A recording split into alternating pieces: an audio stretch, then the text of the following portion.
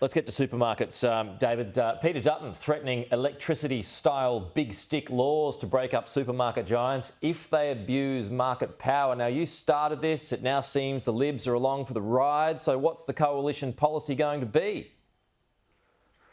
Yeah, well, Angus Taylor and I are working through that at the moment. And while the Nationals support in principle broader divestiture powers, what we need to understand is that there are nuances to the supermarkets and their market dominance that need to be looked at, and some of the existing architecture that's already there. So Angus Taylor and I are looking at what is existing codes, like the Grocery Code of Conduct that is voluntary at the moment, but how that interacts with the Dairy Code, the Horticultural Code, and even the Wine Code for that matter, because these supermarkets have reached further, and making sure there's punitive penalties for misbehaviour by the supermarkets, not only on farmers, but on price gouging with consumers. And at the moment, the biggest penalty on the grocery code is about $140,000. I mean, they'd pull that out of a till in one of their Melbourne stores each morning.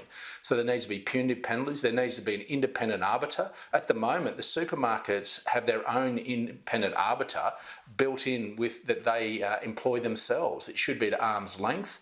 But we also need to look at this thing called land banking.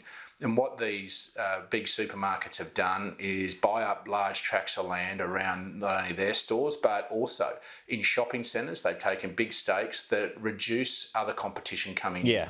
And so what we want to make sure is we get the architecture right, because what the Greens propose could have unintended consequences of not improving and increasing competition. And that's what we're going to try and design in the coming weeks. Well, look, to further that point, and this is just an isolated case, but it might well be bigger than that. There's parts of Sydney that has a huge Woolworths, and then close by there's another Woolies, but it's the smaller metro one. So it's basically occupying two parts of the same building. That's kind of what you're referring to there?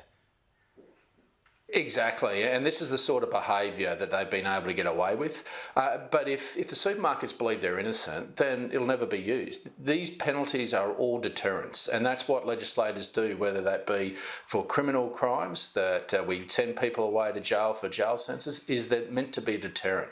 But I think the evidence is clear, not only on price gouging. We saw a 60-70% reduction in sheep and cattle prices at the farm gate in June, but only an 8% at the checkout, that the evidence was clear that these supermarkets were taking advantage of their dominance.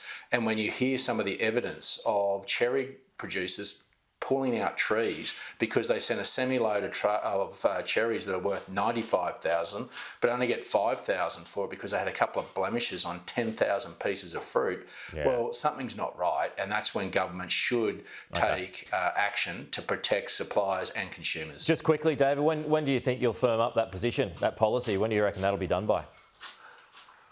Oh, look, that's in the coming weeks. Angus and I have already made a head start on that. This has been a long belief of the National Party for some time. So we've got a lot of the architecture done, but it's making sure that there aren't any unintended consequences in reducing competition rather than increasing it.